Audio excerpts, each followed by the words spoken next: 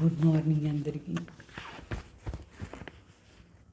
ఈరోజు బాగా మరి మన అదృష్టాన్ని బాగా బ్యూటిఫుల్గా చేస్తారు. ఎంత బాగుంది చూసుకోండి. మీ అదృష్టం సత్యుగంలో ఎట్లా ఉంటారు. అయితే దానికంటే పెద్ద అదృష్టం ఏమి? ఇప్పుడు మన దగ్గర స్వయం భగవాన్ వచ్చినారు. ఇది చాలా పెద్ద అదృష్టం మనకు.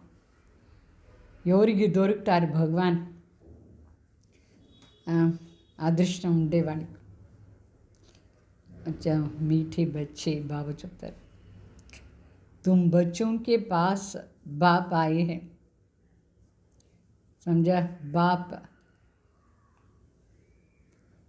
तुम बाप के पास आए हो अपनी सोई हुई तकदीर जगाने. तकदीर जगाना माना विश्व का मालिक बनना. మనం తండ్రి దగ్గర వచ్చినాం. మనం నిద్రపోయే అదృష్టాన్ని లేపించేదానికి. అదృష్టం లేచింది అంటే విశ్వానికి మాలిక్ అయ్యేది అని అర్థం. ఎంత పెద్ద అదృష్టం ఇది. సత్యుగాని మహారాజా అయ్యేది, చక్రవర్తి మహారాజా. ఎంత పెద్ద అదృష్టం దొరికింది. ప్రశ్న, कौन सी खुराक तुम बच्चों को बाप समान బుద్ధివాన్ బనా దేతి హై. అంటే మన దగ్గర ఒక శక్తి టానిక్ ఉంది. అది మన బుద్ధిని తండ్రి సమాన బుద్ధివాన్ అయిపోతాం. మనం తండ్రి సమానం బుద్ధివాన్ అయ్యే దానికోసం మన దగ్గర ఏముంది? అది బాబా చెప్తారు, ఈ పడాయి హై तुम बच्चों के बुद्धि की खुराक जो रोज़ पढ़ाई पढ़ते हैं अर्थात इस खुराक को लेते हैं, उनकी बुद्धि पारस बन जाती है. पारसनाथ बाप जो बुद्धिवानों की बुद्धि है वो तुम्हें आप समान पारस बुद्धिवान बना देते हैं. ఎంత ఫస్ట్ క్లాస్ పాయింట్ ఇది. బాబా చెప్తారు, ఈ చదువు మనం ఏం చదువుతున్నాం ఇదే మన బుద్ధిని శక్తిశాలిగా చేసేస్తుంది. ఖురాక్ అంటే టానిక్. అది తీసుకుంటే ఎంత శక్తి వస్తుందో మన బుద్ధి శక్తిశాలి అయిపోతుంది. అయితే ఎవరు రోజు చదువుతారు ఈ చదువునే వాళ్ళకు ఇది టానిక్ దొరుకుతూ ఉంటుంది, ఈ శక్తి దొరుకుతూ ఉంటుంది. దీని ఆధారంలో వాళ్ళ బుద్ధి పారస్ అయిపోతుంది. అంటే బంగారు సమానం. పారస్నాథ్ తండ్రి వచ్చినారు. పారస్నాథ్ ఎవరు? బుద్ధివాన్ కంటే బుద్ధివాన్, చాలా అంటే చాలా ఇంటెలిజెంట్, హయ్యెస్ట్ ఇంటెలిజెంట్ బాబా. అంత పవర్ ఉంది. తన సమాన మన బుద్ధిని కూడా పారస్ బుద్ధిగా చేస్తున్నారు. పాట విన్నారు కదా, అదృష్టాంతి పాట. ఈరోజు కూడా బాబా చెప్తారు, తకదీర్ జగాకర్ ఆయిహం. ఇక్కడ మనం అదృష్టాన్ని చేసుకుని వచ్చినాం. ఓం శాంతి. गीत की लाइन सुनकर भी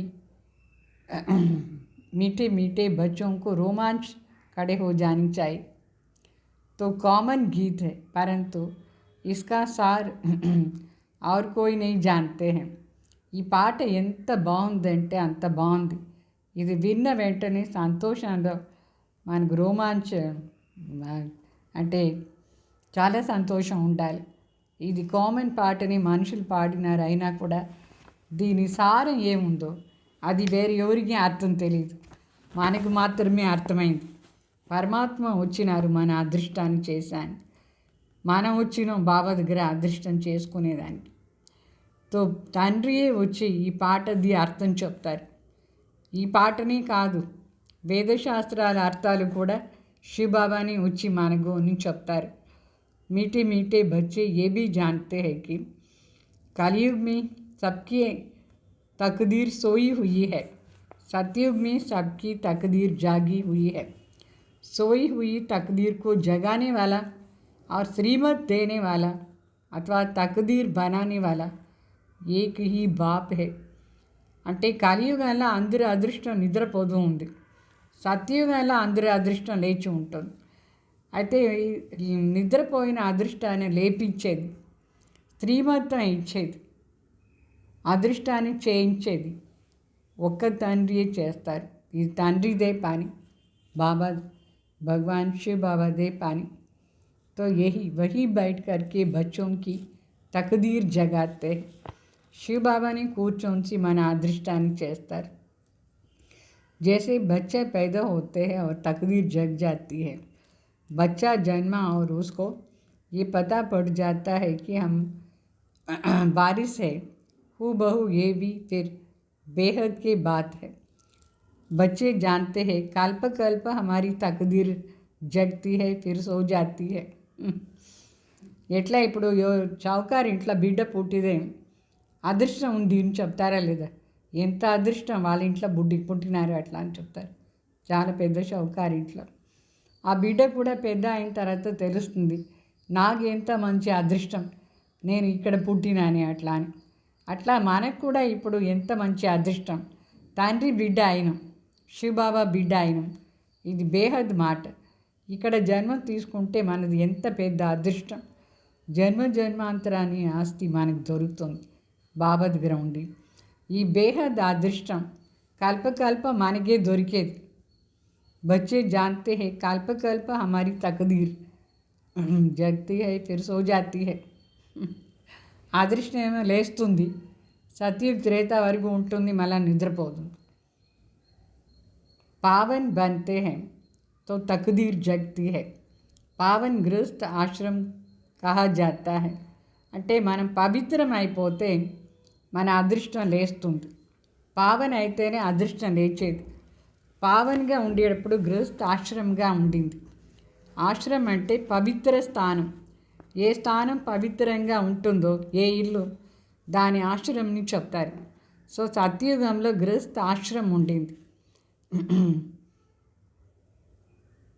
దానికి విరుద్ధంగా ఉండేది ఇప్పుడు కలియుగంలో అపవిత్ర పతిత్ర గృహస్థదారు. ఆశ్రమంని శబ్దం ఇప్పుడు వెళ్ళిపోయింది. ఆశ్రమం లేదు, ఎందుకంటే అందరూ పతిత్తుగా ఉన్నారు, గృహస్థంలో ఉన్నారు. అంటే జంతువులు కూడా గృహస్థంలో ఉంటుందా లేదా? జంతువులు కూడా తల్లి తండ్రి బిడ్డ ఉన్నారా లేదా? అట్లా మనుషులు బిడ్డలు పుట్టే విధానం కూడా ఎట్లా ఉంది చూడండి. అందరికీ బిడ్డ పుట్టేది, జంతువు గుంపు పుట్టేది, మనిషి గుంపు పుట్టేది. సో జంతువులను కూడా గృహస్థ ధర్మం చెప్తారు. ఇప్పుడు మరి బాబా చెప్తారు మన స్వర్గంలో ఉండేటప్పుడు గృహస్థ ఆశ్రమంలో ఉంటే దేవీ దేవతలందరూ పవిత్రంగా ఉంటారు. ప్రతి ఒక్కరి వీళ్ళు కూడా అక్కడ సత్యుగంలో పవిత్రంగానే ఉంటుంది. వాళ్ళదే మహిమ దేవతలది. సర్వగుణ సంపన్న 16 కళ సంపూర్ణ నిర్వికారి మర్యాద పురుషోత్తం. ఇదంతా దేవతలది గాయనం. మనం ఒకప్పుడు సత్యుగంలో అట్లానే ఉంటాం. సత్యుగం ఉండేటప్పుడు మన జీవనం ఎంత బాగుండింది, ఎంత మంచి అదృష్టం మనకు. तो अभी समझते हो हम मनुष्य से देवता फिर से बन रहे हैं. गायन भी है मनुष्य से देवता बने कितने, तो ब्रह्मा विष्णु शंकर को भी देवता कहें. ब्रह्मा देवताय नमः, फिर कहते हैं शिव परमात्माय नमः. अभी इसका अर्थ भी तुम समझते हो. అంటే మనది అదృష్టం ఎంత బాగుంది, ఇప్పుడు మనిషి నుంచి దేవత అయ్యేదానికి వచ్చిన. బ్రహ్మ విష్ణు శంకర్ని కూడా దేవత అని చెప్తారు. బ్రహ్మ దేవతాయ నమః అని చెప్తారా లేదా? మరి శివబాబాని పరమాత్మాయ నమః అని చెప్తారు. సో దేవతలకు పరమాత్మకు తేడా ఉందా లేదా? సో శివ్ మరియు శంకర్కి కూడా తేడా ఉంది. అయితే శివ్ శంకర్ ఇద్దరు ఒకటే కాదు. శంకర్ దేవత, శివ అంటే పరమాత్మ. तो तुम जानते हो हम बरोबर पत्थर बुद्धि थे, अभी पारस बुद्धि बन रहे हैं. देवताओं को तो पत्थर बुद्धि नहीं कहेंगे. फिर ड्रामा अनुसार रावण राज्य में सीढ़ी उतरनी है, पारस बुद्धि से पत्थर बुद्धि बन जाते हैं. అంటే మనం ఇప్పుడు రాయి బుద్ధి నుంచి బంగారు బుద్ధిగా అయిపోతాం. దేవతలది అందరిది పారస్ బుద్ధి. అయితే రావణ ప్రవేశం అయితేనే రాయి బుద్ధి అయిపోతుంది. ఇప్పుడు మనం మరి पारस बुद्धि అవుతూ ఉన్నాం. तो अभी तुम्हारी बुद्धि में दम नहीं रहा. పత్తర్ బుద్ధి అయితే శక్తియే లేదు. ఆ శక్తి అంతా వెళ్ళిపోయింది. తండ్రి వచ్చినారు ఇప్పుడు మరి పారస్ బుద్ధిగా చేశానికి. ఇక్కడ మనం వచ్చిందే దేనికోసం? బాబా దగ్గర పారస్ బుద్ధి అయ్యేదానికి వచ్చినాం. పారస్నాథ్ మందిర్ చూసినారా? అది కూడా శివాలయం. పారస్నాథ్ మందిర్ని చెప్తారు. అక్కడ చాలా పెద్ద జాతర జరుగుతుంది. అయితే వాళ్ళకి తెలీదు పారస్నాథ్ మందిర్లో జాతర చేస్తారో వాళ్ళు ఎవరు అట్లా అని. పారస్నాథ్ తో వాస్తవంగా పారస్ శివబాబానే అవుతారు. బుద్ధివానికి బుద్ధివాన్ చెప్తారు. అంటే చాలా ఇంటెలిజెంట్ అందుకే పారస్నాథ్ని చెప్తారు. వాళ్ళ దగ్గర అందరూ జ్ఞానం అడుగుతారు. ఈ నాలెడ్జ్ ద్వారానే మన బుద్ధి శక్తిశాలి పారస్నాథ్గా అయిపోతుంది. జ్ఞానం ఆధారంతోనే బుద్ధి బంగారు సమానం అవుతుంది. అంటే మొదట్లో ముళ్ళులాగా ఉండింది. ఈ ముళ్ళు ఉండే అడవి కలియుగం. అక్కడ ప్రతి ఒక్కరికి దుఃఖమే దుఃఖం. తమో ప్రధాన బుద్ధి రాయి బుద్ధిలాగా. గరుడ్ పురాణంలో ఏమంతా రాసి పెట్టేసినారు. పెద్ద నరకాని మాటలు. నరకంలో ఏమేమి ఉంది అని చెప్పేసి రాసి పెట్టినారు. కలియుగాన్ని విషయ వైతరణి నది రౌరవ్ నరకని చెప్తారు దాన్ని. సో ఇప్పుడు బాబా చెప్తారు మీకు బుద్ధిలో ఎంత శక్తి వచ్చింది. మీ బుద్ధికు శక్తి ఎట్లా వచ్చింది? బేహద్ తండ్రి ఇది చదువు ఆధారంలోనే బుద్ధిలో శక్తి వచ్చేది. ఇప్పుడు ఈ జ్ఞాన అమృతం అని చెప్తారు. భగవాన్ వచ్చి జ్ఞాన అమృతం ఇస్తారు. నీళ్ళది మాట కాదు. అమృతం అంటే వాళ్ళు అనుకున్నారు నీళ్ళు కాదు, జ్ఞానం. ఇది జ్ఞాన అమృతం. ఇప్పుడంతా ఏమేమో చేస్తారు, అమృతం అని చెప్పేస్తారు. నీళ్ళు తీసుకొస్తారు, గంగా జలం ఒక చెంబులో తీసుకొస్తారు, అది అమృతం అని చెప్తారు. ఇంకా ఏమో చేస్తారు, దాని అమృతం అని చెప్తారు. ఏదో మెడిసిన్స్ ఉంటుంది, దానికి కూడా అమృతం అని చెప్తారు. అయితే దేవతల్ని కాలు కడిగేసి తాగుతారు, అది కూడా అమృతం అని చెప్తారు. ఎవరైనా సన్యాసి వస్తే వాళ్ళ కాలు కడిగి కూడా తాగేస్తారు, అది కూడా అమృతం అనుకుంటారు. అమృతాన్ని అర్థమే తెలియదు మనుషులు. పతిత్ పావన్ గంగా నీళ్ళు అమృతమైంది. బాబా చెప్తారు జ్ఞాన అమృతం ఇది. ఈ అమృతం నుంచే బుద్ధి చాలా శక్తిశాలిగా అయిపోతుంది. అమృతంలో చాలా శక్తి ఉంటుంది. చనిపోయిన వాళ్ళ నోట్లో గంగా నీళ్లు వేస్తారు. ఏమైనా వాళ్ళు లేస్తారా? వాళ్ళ పాపం భస్మం అవుతుందా? శరీరంలో వేస్తారు నీళ్ళు, ఆత్మ పోయిన తర్వాత. మరి చూపిస్తారు, అర్జున్ బాణం వేస్తే అమృత జలం వచ్చింది అని చెప్తారు. భీష్మ పితామహ పడుకున్నారు ముళ్ళు కంబిలో, ముళ్ళు పైన ముళ్ళుగా ఉంటుందో బెడ్. తర్వాత లాస్ట్లో చెప్తాడు, నాకు గంగా జలం నా నోట్లో వేయాలి అమృత అని చెప్పి. అర్జున దగ్గర బాణం ఉండింది, వేస్తే ఆ నీళ్ళు నేరుగా పోసి నోట్లో. అదేమైనా అమృతమా? దాని నుంచి ఏమైనా భీష్మ పితామహది పాపం భస్మ అయిందా? ఏమీ లేదు. సో ఇదంతా ఒక కథ రాసి పెట్టినారు. ఒక ఊరు ఉండింది.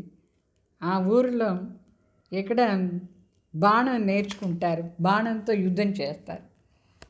ఆ बाणों तो ये गांव है जहाँ बाणों से लड़ते हैं। वहाँ के राजा को ईश्वर का अवतार कहते हैं। अभी ईश्वर का अवतार तो कोई है नहीं, हो नहीं सकते। वास्तव में सच्चा सद्गुरु तो ये एक ही बात। అంటే ఒక ఊరు ఉండింది. అక్కడ అందరూ బాణంతో యుద్ధం చేస్తూ ఉంటారు. ఆ ఊరిలో ఉండే రాజాని ఈశ్వరుని చెప్తారు, అంటే ఈశ్వర అవతారం చెప్తారు. ఈశ్వర అవతార్ ఎవరు అయ్యేది సాధ్యం? స్వయం భగవానే ఎప్పుడు అవతరణ అవుతారు. భగవానే ఈశ్వర్ కదా, శివబాబా. వాళ్ళనే సత్యమైన సద్గురువుని చెప్తారు. సద్గతి ఇచ్చేదానికి ఈ జ్ఞానం ఇస్తారు. तो जो सभी आत्माओं को साथ ले जाते సద్గతి దాత వచ్చి అందరికీ జ్ఞానం ఇచ్చి సద్గురు వాపస్ ఇంటికి పిలుచుకుపోతారు. దాని వెంట बाप के सिवाय वापस कोई भी ले जा नहीं सकते। ब्रह्म में लीन हो जाने की बात ही नहीं है। ये नाटक बना हुआ है। బాగా చెప్తారు. తండ్రి వచ్చి మనందరిని వాపస్ పిలుచుకుపోతారు. ఆ గురువులందరూ యోగం చేస్తారు బ్రహ్మలో లీనమైపోవాలని. ఎవరిన వాళ్ళ వెంట పిలుచుకుపోరు. వాళ్ళు మాత్రం అనుకుంటారు బ్రహ్మలో లీనం కావాలని. అయితే బాబా చెప్తారు అది కూడా సాధ్యమే లేదు. అట్లా ఉంటే నాటకం ఎట్లా మళ్ళీ రిపీట్ అవుతుంది. సో ఈ నాటకం చేస్తే ఉంది అనాది అవినాశి నాటకం. ఈ చక్రం తిరుగుతూనే ఉంటుంది. ఒక్కరు పోయి లీనమైనా కూడా అక్కడి నుంచి స్టాప్ అయిపోతుంది అని. అందుకు ఈ స్టాపే కాదు, తిరుగుతూనే ఉంటుంది. World history geography must repeat అని చెప్తారు. ఇది కూడా మీకు బాగా అర్థమైందా లేదా? మనుషులకు ఇదాని విషయాలు తెలియదు. మనుషులంటే ఆత్మ తండ్రి పరిచయం తెలియని వాళ్ళందరూ మనుషులు. తండ్రి ఎవరునే తెలీదు. అయితే తండ్రి తలంపులు చేస్తారు తెలియకుండా. ఎవరో ఒకరిని భగవాన్ని అనుకొని తలంపు చేస్తూ ఉంటారు. యథార్థ భగవాన్ ఎవరు తెలీదు. హద్దు తండ్రి వాళ్ళని భగవాన్ని చెప్పరు. భగవాన్ అంటే గాడ్ ఫాదర్ని మాత్రమే చెప్తారు భగవాన్ని. అయితే లౌకిక్ తండ్రిని గాడ్ ఫాదర్ని చెప్పం. గాడ్ ఫాదర్కు ఎంత రెస్పెక్ట్ ఇస్తారు అందరూ. వాళ్ళని పతిత్ పావన్ దుఃఖహర్త సుఖకర్త అని చెప్పి పిలుస్తారు. దుఃఖాన్ని దూరం చేసి సుఖం అని చెప్తారు. అయితే एक तरफ कहते हैं दुख हरता सुख करता। जब कोई दुख होता है वह बच्चा आदि मर जाता है तो कहते हैं ईश्वर ने सुख दुख दिया है. ఒక సైడ్ ఏమో దుఃఖ హర్త సుఖ హర్త అని చెప్పి పాట పాడతారు, పిలుస్తారు. ఇంకొక సైడ్ ఏం చెప్తారు, వాళ్ళ బిడ్డలు చనిపోతే ఈశ్వరే దుఃఖం ఇచ్చేది, ఈశ్వరే సుఖం ఇచ్చేది చెప్తారు. దుఃఖం వాళ్ళే ఇస్తారు, సుఖం వాళ్ళే ఇస్తారు చెప్తారు. అంటే ఈశ్వర్ ఇచ్చినాడు, ఈశ్వర్ తీసుకున్నారు, మీకెందుకు దుఃఖం? మరి అట్లని ఒప్పుకోరు. ఇచ్చినారు సంతోషం, మళ్ళీ తీసుకున్నారు దుఃఖం అయిపోతారు. అట్లనా అయింది. భగవాన్ ఎప్పుడు దుఃఖమే ఈరు. భగవాన్ ఎవరి దగ్గర ఉండి తీసుకుపోరు. ఇదే నా పని భగవాన్ది. భగవాన్ దుఃఖహర్త సుఖకర్త ఆ పని చేస్తారు కానీ దుఃఖం ఇచ్చేది కాదు. తో మహిమ అంత పాట ఏమో పాడతారు, వాళ్ళకి అర్థం తెలియకంట పాట పాడదు. ఒక సైడ్ మహిమ చేస్తారు, ఇంకొక సైడ్ గ్లాని, పరమాత్మని గ్లాని చేస్తారు. చెప్తారు ఈశ్వరి బిడ్డ ఇచ్చేసి మళ్ళీ వాపస్ తీసుకున్నాడు అట్లా, మళ్ళీ ఏడుస్తూ ఉంటారు. ఈశ్వర్ దగ్గరే పోయినారు కదా, ఏడ్చేదేందు? సత్యయుగంలో ఇట్లా ఎవరు ఏడ్చేదే లేదు. సత్యయుగంలో ఎవరిపైన మోహం కూడా లేదు. అక్కడ భగవాన్ గురించి ఇట్లా అంతా మాట్లాడుకోరు. ఈశ్వర్ ఇచ్చినాడు, ఈశ్వర్ తీసుకున్నాడు, అక్కడ చనిపోయే మాట కూడా లేదు మధ్యలో. తండ్రి వచ్చినారు, తండ్రి దగ్గర ఉన్నారంటే ఏడ్చే మాట కూడా ఉండకూడదు. बाप समझाते हैं रोने की क्या बात है, आत्मा को अपने हिसाब किताब अनुसार जाना है, दूसरे जन्म लेना है. ज्ञान न होने के कारण कितने रोते हैं, जैसे पागल हो जाते हैं. यहाँ तो बाप समझाते हैं अम्मा मरे तो भी हलवा खाओ, नष्ट मुँह बनना है. అంటే బాబా అడుగుతారు ఏడ్చేది ఏముంది, ఆత్మ ఒక పార్ట్ చేసింది, లెక్కాచారం అక్కడ అయిపోయింది, ఇంకొక పార్ట్ చేస్తానికి పోయింది, దీంట్లో ఏడ్చేది ఎందుకు? జ్ఞానం లేని కారించి మనుషులు ఇంత ఏడుస్తారు, పిచ్చి వాళ్ళు కూడా అయిపోతారు అంత మోహంలో. ఇక్కడ శివబాబా చెప్తారు ఎవరిపైన మోహం పెట్టుకోకూడదు, అమ్మ మరి తొమ్మి హల్వా కావు అని చెప్తారు. అంటే అంత క్లోజ్ రిలేషన్షిప్ మనకు అమ్మ దగ్గర. అమ్మ లేదంటే ఏముంది? అయితే వాళ్ళు చనిపోయినా కూడా ఏడవద్దు అని చెప్పినారు బాబా. ఇంకా వేరు ఎవరు చనిపోతే మన ఏంది ఏడ్చేది? हमारा तो एक बेहद के बाप से कनेक्शन है, दूसरा ना कोई. మనకు ఒక్క బేహద్ తండ్రి, వాళ్ళ దగ్గరే సంబంధం, వేరే ఎవరి దగ్గర లేదు. ऐसी अवस्था बच्चों को होनी चाहिए। మోహజిత్ రాజా की కథ भी सुनी है ना। ఒక్క బాబా దగ్గర మాత్రమే ఫుల్ ప్రీతి ఉండాలి. అట్లా స్టేజ్ కావాలి మనకు. మోహాన్ని జయించాలి. మీరు విన్నారు కదా, మోహజీత్ కాదు రాజా కథ. ఏ సబ్ దంత్ కథ అయి వాళ్ళేమో దంత్ కథ అబద్ధం, అన్ని కథలు వాళ్ళు చెప్పేది. సత్యయుగంలో ఇట్లా ఏడ్చే మాటనే ఉండదు. అక్కడ ఏమి అకాలి మృత్యును ఉండదు. ఏ బిడ్డ మధ్యలో చనిపోరు. అందరూ ముసలి వాళ్ళు అయిన తర్వాతనే శరీరం వదిలేస్తారు, కానీ మధ్యలో ఎవరు చనిపోరు సత్యయుగంలో. సో బాబా చెప్తారు, మనం ఇప్పుడు బాబా తలంపులో ఉండి మృత్యువుని జయించేస్తాం. శివబాబా మహాకాల్, ఆ మహాకాల్ బిడ్డలు మన అందరం బాబా తలంపులో ఉండి మృత్యుని జయించేస్తాం. కాలం కా కాల్ చెప్తారు బాబా. तो कालों का काल तुमको काल पर जीत पहनाते हैं, अर्थात काल कभी नहीं खाएगा. మనం మకాలి మృత్యు అనే రాదు మనకు మృత్యు అనే మాట ఉండదు, సత్యుగంలో ఉండదు. మనం జయించేస్తాం మహాకాల ఆధారంలో. కాల్ అంటే టైం ఏముంది, టైం వచ్చి ఎట్లా తీసుకుపోదు, ఆత్మని ఎట్లా తింటుంది టైం, అదని రాంగ్. ఆత్మని పిలుచుకుపోయే మాట కూడా లేదు. దానిది ఒక శరీరంలో పార్ట్ ఫినిష్ అయితే అది ఆటోమేటిక్లీ ఇంకొక శరీరం తీసుకుంటుంది. ఆత్మను ఎవరు వచ్చి పిలుచుకుపోతారు, యమదూతని చెప్తారు, అదంతా లేదు. దాని కాల్ కాగే అని చెప్తారు. అకాలి మృత్యుది మాట ఇది. బాకీ కాలం ఏమి లేదు, అట్లా ఒకరు ఎవరు లేదు. మహాకాల్ శివబాబాని మహాకాల్, కాలం కా కాల్. తో మనుషులది మహిమ ఇదంతా లేదు. పాట కూడా పాడతారు, ఏందో అచ్యుతం కేశవంని పాట పాడతారు. అర్థం ఏముంది, అచ్యుతం కేశవం అంటే ఏమర్థం, అది ఏమి లేనే లేదు. तो बिल्कुल ही मनुष्य बेसमझ हो गए, समझ से बाहर. बाप समझाते हैं ये 5 विकार तुम्हारी बुद्धि को कितना खराब कर दिया है. అర్థం లేకంటే ఏమేమో చెప్తూ ఉంటారు. శివబాబు చెప్తారు, ఈ 5 వికారాలు మీ బుద్ధిని ఎంత చెడిపేసింది.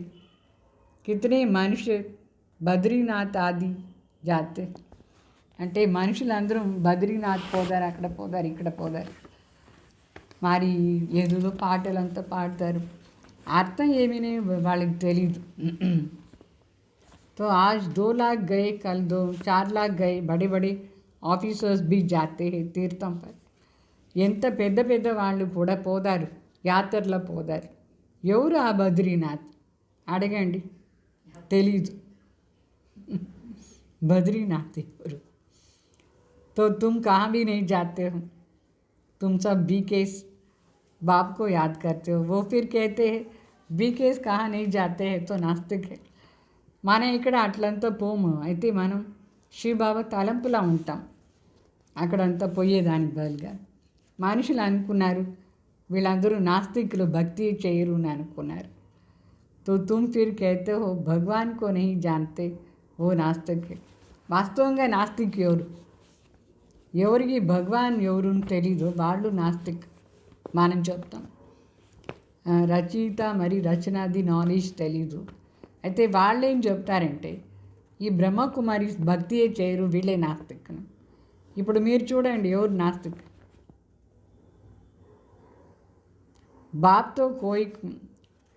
बाप को तो कोई जानते नहीं हैं, इसलिए उनको ऑर्फन भी कहा जाता है. భగవాన్ ఎవరు, తండ్రి ఎవరు అని తెలీదు మనుషులకు, అందుకే వాళ్ళని ఆర్ఫన్స్ అని చెప్తుంటే అనాథ్ కూడా అయినారు, నాస్తిక్ కూడా అయినారు. అందువల్ల ఏం చేస్తూ ఉంటారు, అనాథులు ఏం చేస్తూ ఉంటారు, कितने आपस में लड़ते झगड़ते रहते हैं. ये सारी दुनिया बाप का घर है ना. बाप सारी दुनिया के बच्चों को पतित से पावन बनाने आए. आधा कल्प बरोबर पावन दुनिया था. అంటే ఈ మొత్తం ప్రపంచమే వాస్తవంగా తండ్రి ఇల్లు. తండ్రి ఒకరు, మనందరం వాళ్ళ బిడ్డలు. తండ్రి అందరినీ పవిత్రం చేసానికి వచ్చినారు. అయితే ఆ తండ్రి ఎవరునే తెలియలేదంటే వాళ్ళందరూ అనాథలాగా, నాస్తిక్ లాగా ఉన్నారు. ఇప్పుడు బాబా వచ్చినారు మొత్తం అందరినీ పవిత్రం చేశాను. అర్ధకల్పం మనందరం పవిత్రంగా ఉంటాం. అందుకే ఏం చెప్తారు, ఆ అర్ధకల్పాని రాజ్యం ఎట్లా ఉంటుంది? రాజా రామ్ ప్రజా రామ్ షౌకార్. మనం పవిత్రంగా ఉండే టైంలో రాజా ప్రజ అందరూ షౌకార్. ఆ టైంలో ధర్మకా ఉపకారం చెప్తారు. ధర్మాని ఉపకారం ఉంటుంది. అర్ధకల్పం అక్కడ అధర్మాని మాటనే లేదు. సత్యుగ్ త్రేతా వరకు ఏ ప్రకారంగానూ అధర్మాని మాట లేదు. कहते हैं शेर बकरी इकट्ठा जल पीता है, फिर वहाँ रावण कहाँ से आया? అక్కడ ఆవు పులి రెండు చేరి నీళ్లు తాగుతూ ఉంటుంది. అక్కడ మరి రావణ ఎక్కడి నుంచి వచ్చినాడు? రావణ ఆసురి సంస్కారమే లేదు. సత్యుగ్ త్రేతాలో ద్వాపరయుగ స్టార్టింగ్లో కూడా ఇదంతా ఉండలేదు. అంతా ధర్మం కొంచెమైనా ఉంది. బయట వాళ్ళకి ఇదంతా విని నవ్వుతారు. రావణ వచ్చినాడు అని చెప్తారు. సత్యుగంలో దేవతలు, ఆ దేవతల దగ్గర కూడా అసురు వచ్చినారు అని చెప్తారు. బయట ఫారినర్స్ ఇదంతా కథ వినేసి నవ్వుతారు. మన భారతదేశాన్ని కథలు అంతా విని యథార్థ జ్ఞానమే తెలీదు. ఏమంటే అవి చెప్తారు. అట్లా చెప్తే అందరూ నవ్వుతారా లేదా? వేరే ధర్మం వాళ్ళు మన హిందూస్ను చూసి ఎంత నవ్వుతారు. అందుకే శివబాబా చెప్తారు, యథార్థంగా తెలుసుకోండి జ్ఞానాన్ని. ఎట్లా అంటే అట్లంతా మాట్లాడి చేయొద్దు. तो तुम बच्चे जानते हो अभी ज्ञान का सागर बाप आकर के हमें ज्ञान देते हैं. ये पतित दुनिया है. अभी प्रेरणा से पतित से पावन कैसे बनाएंगे? జ్ఞాన సాగరే వచ్చి మనకి ఈ జ్ఞానం ఇస్తారు. ఈ మొత్తం ప్రపంచమే పతిత్. ఇక్కడ నాలెడ్జ్ ద్వారానే పవిత్రం అవుతాం మనం, ప్రేరణ ద్వారా కాదు. పైన కూర్చొనే ప్రేరణ ఇస్తే పతిత్ నుంచి పావన్ ఎట్లా అవుతారు? పిలుస్తానే ఉన్నారా లేదా? అందరూ పతిత్ అయిన తర్వాత పిలుస్తారు, హే పతిత్ పావన్ రండి ఎట్లా అని. మరి ప్రేరణ ద్వారా ఎట్లా పనిచేస్తారు భగవాన్? ఇక్కడ అవతరణ అయ్యి ఒక సాధారణ మనిషి శరీరం ద్వారా ఈ జ్ఞానం ఇచ్చి మన పవిత్రం చేస్తారు. జ్ఞానసాగర్ భారత్లోనే వచ్చినారు. ఇప్పుడు భారత్లోనే భగవాన్ చెప్తున్నారు, నేను జ్ఞానసాగర్ వచ్చినాను.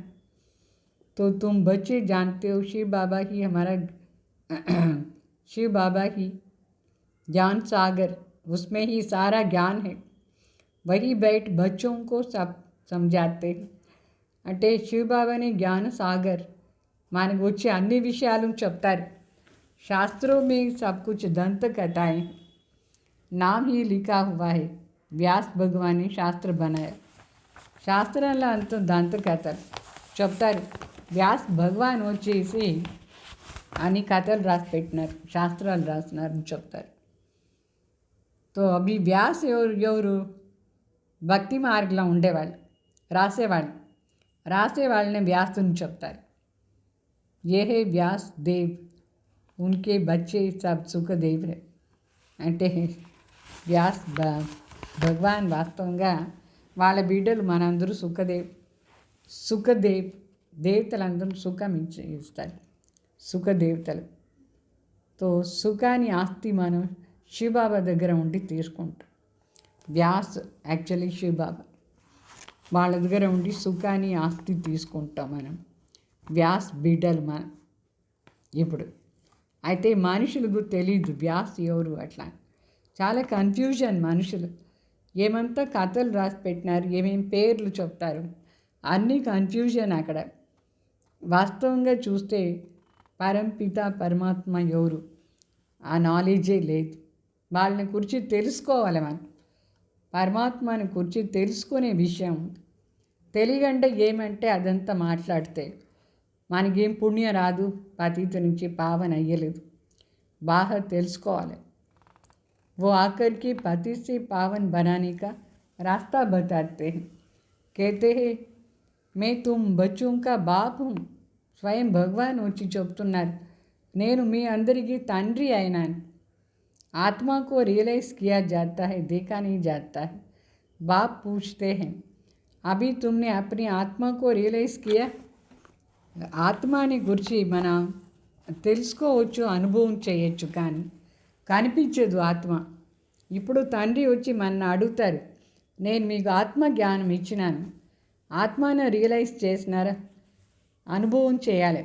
చాలా సూక్ష్మాతి సూక్ష్మ ఆత్మ, అవినాశి, దాంట్లో పార్ట్ కూడా అవినాశి. ఒక రికార్డ్ లాగా ఆత్మ, దాంట్లో అన్నీ రికార్డ్ అయిపోయి ఉంటుంది. ఇప్పుడు క్యాసెట్స్ రికార్డ్ అవుతుందా లేదా అట్లా. तुम जानते हो हम आत्मा ही शरीर धारण करती है. पहले तुम देह अभिमान में थे, अभी देही अभिमानी बने. तुम जानते हो हम 84 जन्म लेते हैं, उनका एंड हो नहीं सकता.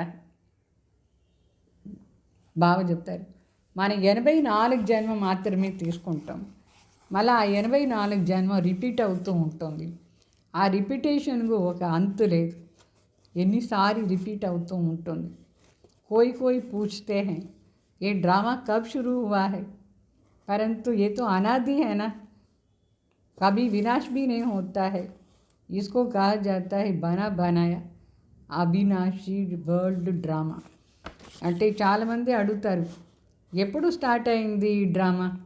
అయితే డ్రామా స్టార్ట్ అయ్యే పాయింట్ ఏముంది, ఇది అనాదిగా చేసే ఉంది. ఏది అనాదియో అది అవినాశి, వినాశం కూడా కాదు, ఇది ఆల్రెడీ చేసే ఉంది. అనాది అవినాశి వరల్డ్ డ్రామా అని చెప్తారు బాబా. సో తండ్రి బిడ్డలుగా ఏం చెప్తారు, ఇన్ని విషయాలు అన్నీ అర్థం చేయిస్తారు. ఎట్లా చదువు లేని వాళ్ళకు చదివిస్తారా లేదా, అట్లా శివబాబా కూర్చొని ప్రతి ఒక్క విషయం కూడా మనకు చదివిస్తూ ఉన్నారు. అయితే ఆత్మ శరీరం ద్వారానే చదువుతుంది, శివబాబా కూడా ఒక శరీరం ద్వారానే చదివిస్తారు. ఇది జ్ఞానం రాయి బుద్ధి కోసం ఒక భోజనంలాగా. ఈ జ్ఞానం బుద్ధి కోసం భోజనం. రోజు భోజనం చేస్తున్నారా? ఏమి భోజనం? జ్ఞాన భోజనం రోజు చేయాలి బుద్ధి కోసం. బుద్ధికి భోజనం చేయలేదంటే దానికి శక్తియే రాదు. శక్తి కావాలన్నా లేదా, టానిక్ తాగితే శక్తి వస్తుంది కదా, అట్లా బుద్ధి కోసం ఇదే భోజనం, శక్తి వస్తుంది. మరి త్రిమూర్తి ఎవరు? శివబాబా త్రిమూర్తి అంటే బ్రహ్మ విష్ణు శంకర్ని రచన చేసినారు. బ్రహ్మాని మాత్రమే త్రిమూర్తి అని చెప్తే రాంగ్, శివబాబాని త్రిమూర్తి అని చెప్తాను. మరి శంకర్ని దేవ్ మహాదేవుని కూడా చెప్తారు. వాళ్ళకి ఏమొస్తుందో అదని మాట్లాడుతూ ఉంటారు, అర్థమే తెలియదు మనుషులు. బాబా వచ్చి ప్రతి ఒక్క దానికి అర్థసహితంగా మనకు నేర్పిస్తూ ఉన్నారు. ప్రజాపిత బ్రహ్మ ఈ సాకార లోకంలోనే ఉండి బ్రాహ్మణ రచన చేస్తారు, అంటే ఈ జ్ఞానం ఇస్తారు. శివబాబా ఈ సాకార లోకంలో వచ్చి జ్ఞానం ఇచ్చినారు బ్రహ్మ ద్వారా. వాళ్ళు మరి సంపూర్ణ అయిన తర్వాతనే సూక్ష్మవతన్ వాసి అవుతారు. బాబా చెప్తారు, నేను ఈ సాధారణ శరీరంలో ప్రవేశమైనాను మనకు అన్ని విషయాలు నేర్పించేదాని కోసం. వీళ్ళ శివబాబా తన బిడ్డగా చేసుకున్నారు. వీళ్ళది అనేక జన్మని అంత జన్మలో వచ్చినారు. ప్రజాపిత బ్రహ్మ వాళ్ళే ఫస్ట్ నెంబర్ కృష్ణ. ఆ కృష్ణ ఆత్మ 84 జన్మం, అప్పుడు శివబాబా వస్తారు. మళ్ళా వచ్చి ఏం చేస్తున్నారు శివబాబా? ఈ 5 వికారాలని సన్యాసం చేయిస్తున్నారు. బ్రహ్మ బాబా కూడా ఫస్ట్ ఈ 5 వికారాలని సన్యాసం చేసినారు. సన్యాసి ఇవన్నీ సన్యాసం చేసేవాళ్ళు యోగి, ఋషిని చెప్తారు. పవిత్రంగా ఉండేవాళ్ళు ఋషులు. ఈ 5 వికారాలని సన్యాసం చేస్తేనే ఋషి అవుతారు, యోగి అవుతారు. అందుకే బాబా చెప్తారు, మీ పేరు రాజ ఋషిని. అర్థమైందా? రాజ ఋషి అంటే మీరు 5 వికారాలని సన్యాసం చేసి రాజా అయిపోతారు. పంచ వికారాన్ని సన్యాసం చేసినారా? అప్పటి నుంచి పేరు మారిపోతుంది. రాజఋషి, రాజయోగి అని చెప్తాం. మన అందరూ ఎవరు? రాజయోగిలు, రాజఋషులు. ఎందుకు? బాబా పరమాత్మ దగ్గర సంబంధం పెట్టుకొని 5 వికారాలను త్యాగం చేస్తాం. మనం ఇప్పుడు ప్రతిజ్ఞ చేసాం. ఏమీని ప్రతిజ్ఞ?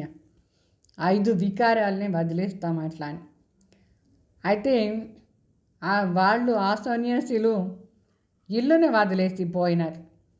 ఇల్లు వదిలేసి పోయే సన్యాసులు వాళ్ళు పాపం ఈ ఫ్యామిలీ వాళ్ళకి ఎంతో దుఃఖం ఇస్తారు. ఇక్కడ మరి శివబాబా చెప్తారు, స్త్రీ పురుషు ఇద్దరు చేరి ఉండాలి. చేరి ఉండి ప్రతిజ్ఞ చేయండి. 5 వికారాలనే వదిలేస్తాం, ఎప్పుడూ వికారానికి వశం అయ్యలేదు అట్లా అని ప్రతిజ్ఞ చేయని చెప్తారు. ముఖ్య మాటనే ఇది. ఇక్కడ రాజయోగిలు ముఖ్య పురుషార్థం మన వికారాలనే సన్యాసం చేసేదే मुख्य మాట మనకు.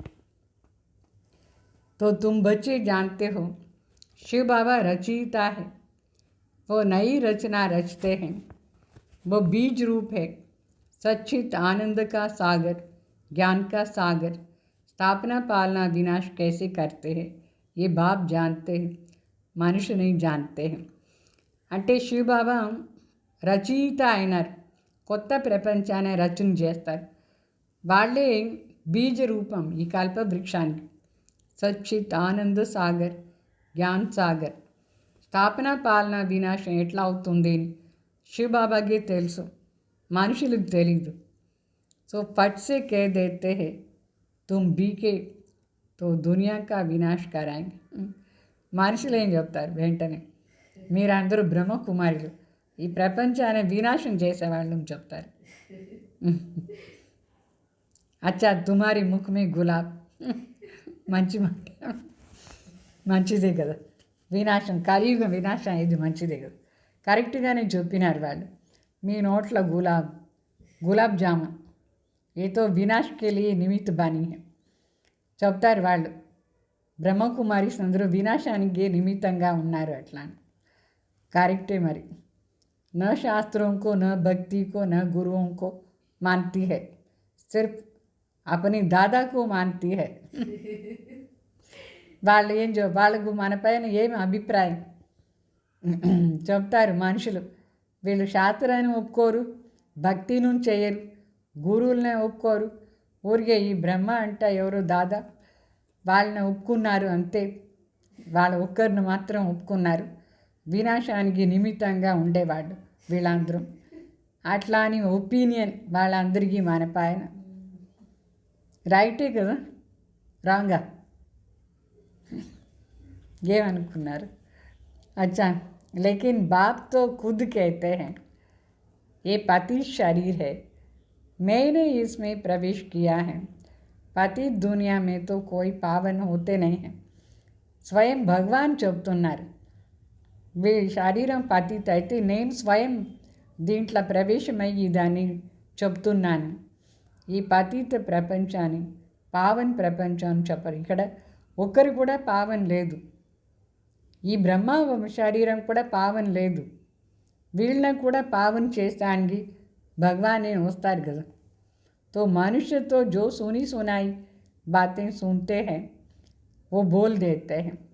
మనుషులు పాపం ఏమీ తెలీదు, ఎవరో ఏమో చెప్పినారు, అది విన్నారు, అది చెప్పేస్తారు. విన్న మాటలు వాళ్ళదంతా అదే మాట్లాడుకుంటారు అందరూ.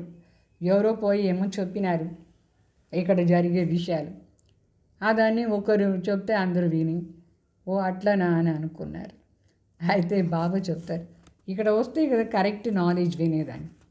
కరెక్ట్గా తెలుసుకోవాలంటే వచ్చి తెలుసుకోవాలి. ऐसे सुनी सुनाई बातों से तो భారత్ దుర్గతికో పాయా. ఇట్లా అనవసరంగా ఎవరో ఏమో చెప్పినారో అది ఇది ఎంత మాటలు విన్న మాటలతో భారతదేశం దుర్గతిలా వచ్చింది. దుర్గతి ఎవరు చేసినారు? ఇట్లా మాటలే దుర్గతిలో చేసేది. అభి బాప్ कहते हैं आकर के सच सुनाए तभी सद्गति कर. అంటే ఎప్పటి వరకు తండ్రి రాలేదు, వచ్చి సత్యం చెప్పలేదు, అప్పటి వరకు సద్గతి లేదు. అందుకే శివబాబా వచ్చి ఇప్పుడు సత్యమైన మాటలు వినిపిస్తూ ఉన్నారు. దీని నుంచే సద్గతి అవుతుంది. अच्छा मीठे मीठे सिखलदे बच्चों प्रति माता पिता बाप दादा का याद प्यार और गुड मॉर्निंग. रूहानी बाप की रूहानी बच्चों को नमस्ते. हम रूहानी बच्चों की रूहानी बाप दादा को याद प्यार गुड मॉर्निंग नमस्ते. ओम शांति. हमारी धारणा कोत्र मुख्य सार बाप से सुख का वर्षा लेकर सुख का देवता बनना है. తండ్రి దగ్గర ఉండి సుఖాన్ని ఆస్తి తీసుకొని సుఖదేవత కావాలి. మనం సబ్కో సుఖ దేనా హై, అందరికీ సుఖం ఇవ్వాలి. राजऋषि बनने के लिए सर्व विकारों का संन्यास करना है. రాజఋషి కావాలంటే అన్ని వికారాలని సన్యాసం చేయాలి. మరి సెకండ్ పాయింట్, पढ़ाई ही सच्ची खुराक है. सदगति के लिए सुनी सुनाई बातों छोड़ करके श्रीमत पर चलना है. एक बाप से ही सुनना है, मोह जीत बनना है. అంటే ఈ చదివే సత్యమైన టానిక్ మనకు శక్తి ఇస్తుంది బుద్ధి. సద్గతి కోసం అనవసర మాటలంతా వినకూడదు. ఎవరో ఏమో చెప్పినారు, ఎవరో ఏమో అదంతా వదిలేసి శ్రీమతిలో నడుచుకోవాలి. ఒక్క తండ్రి ఏం చెప్తారో అది మాత్రమే వినాలి. నష్టు మోహ కావాలి. మరి వరదాన్ సదా స్వమాన్లా ఉండి सदा स्वमान में स्थित रह. निर्माण स्थिति द्वारा सर्व को सम्मान देने वाले మాననీయ పూజనీయ భవ. అంటే సదా స్వమానాన్ని స్థితిలో ఉండి నిర్మాణ స్థితిలో ఉండి అందరికీ సన్మానం ఇచ్చేవాళ్ళు. माननीय मरी पूज्यनीय भाव. जो बाप की महिमा है वही आपका स्वमान है. బావ చెప్తారు శివబాబాది మహిమ ఏమేమి ఉందో అదే మన స్వమానం. స్వమాన్లో సదా ఉండాలి, ఉండి నిర్మాణ అవస్థలో ఉండాలి. స్వమాన్లో ఉంటే నిర్మాణత ఆటోమేటికలీ వస్తూ ఉంటుంది. ఫిర్ సర్వ ద్వారా స్వతः ही मान मिल जाता है. మనం నిర్మాణిగా ఉంటేనే అందరి ద్వారా మనకు ఆటోమేటిక్లీ రెస్పెక్ట్ కూడా దొరుకుతుంది. మర్యాద కావాలంటే స్వమాన్లా ఉండాలి. అడగకూడదు, నాకు మర్యాద ఇవ్వండి, మీరు నీకు మర్యాదనే లేదని చెప్పకూడదు. మన స్వమాన్లా ఉంటే న్యాచురల్గా అదే మనకు మర్యాద. సో స్వమాన్లా ఉండాలి. మాను ఇవ్వండి అని చెప్పి అడగకూడదు. అయితే సన్మానం ఇస్తూ పోతూ ఉండాలి. స్వమానంలో ఉండి అందరికీ సన్మానం ఇవ్వాలి. స్వమాన స్థితిలో ఉంటేనే మనకు వేరే వాళ్ళకు మన సన్మానం ఇస్తాం. मान का त्याग करने से सर्व के माननीय पूज्यनीय बनने का భాగ్య ప్రాప్త हो जाता है. ఈ మర్యాద కావాలి అని అడగకూడదు. త్యాగం చేస్తే అందరి ద్వారా మాననీయ మరి పూజ్యనీయ ఆ భాగ్యం దొరుకుతుంది.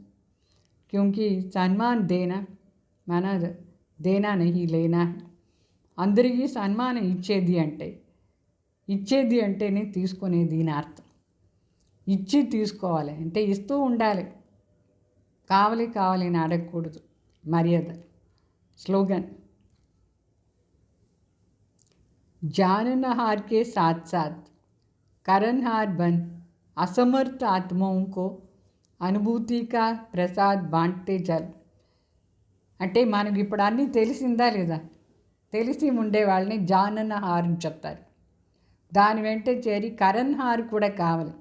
ఏమంతో తెలిసిందో అదన్నీ చేస్తూ పోతూ ఉండాలి.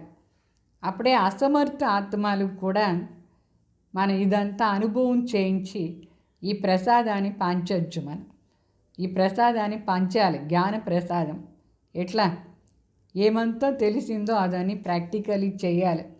అప్పుడే అజ్ఞాని ఆత్మలకు మనం ఇదంతా ప్రసాదం లాగా ఇవ్వచ్చు. ఓం శాంతి.